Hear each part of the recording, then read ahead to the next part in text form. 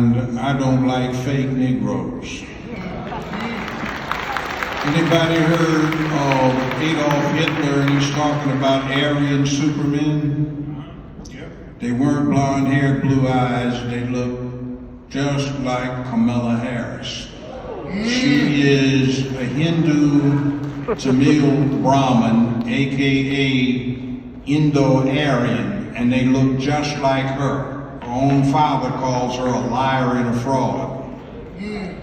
The birth certificate that she brandishes and displays is interesting. My wife was born, ex-wife was born in San Francisco at the same time. Her birth certificate doesn't look like Kamala Harris's.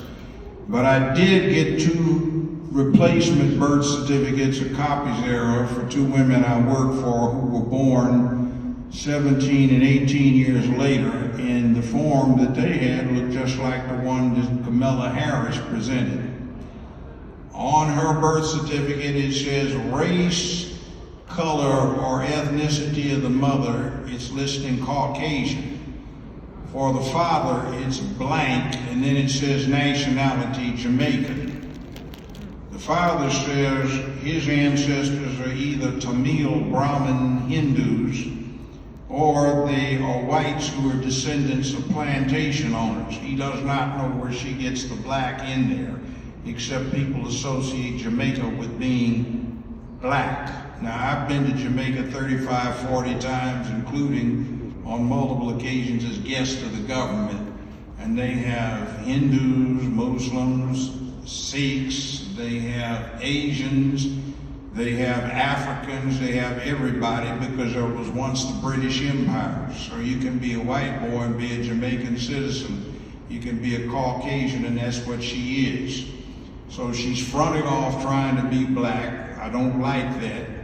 I know too many people that I was very close to who are now dead, murdered, because they were trying to do the right thing for black folk, and I can't stand somebody trying to pimp us.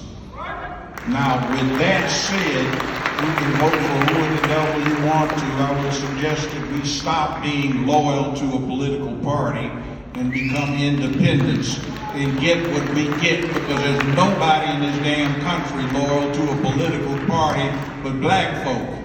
And oh, by the way, on the question of reparations, we got it. January 18th, 1865, General Sherman signed a military order directing that the land be confiscated of Southern secessionists and 40 acres and 1 army mule be given to every black family. General Grant okayed it. Lincoln okayed it, the Republican House and Senate okayed it, and it was in effect and was working well until June of that year. Democratic President Johnson from the state of Tennessee vetoed it, since the South was still a military district and he was commander-in-chief. He issued an executive order ending it. And that's the last time we really were getting reparations. Now, in my lifetime, this is the 3rd go-around on reparations, and all 3 times are sounding alike in my mind. Maybe we can get it, but we need to have control of the House and the Senate so that they can issue an Appropriations and Enablement Act, which can be approved by a president, and we won't get that until we become sufficiently powerful in the political process.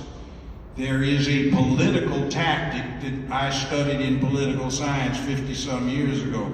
That's when a group that a political party counts on says hell no and just holds their noses and votes in opposition just to show them what it feels like when their water runs dry. Well runs dry, no more damn water. And stop taking us for granted, and although it's brilliant politics, we have got to be tired of voting for representatives that are going to get in and not do one damn thing for us, but will for the LGBTQ community. Now, we have to take in mind our own interests, look around and study these charlatans. Thank you so much. All right, we got time for one more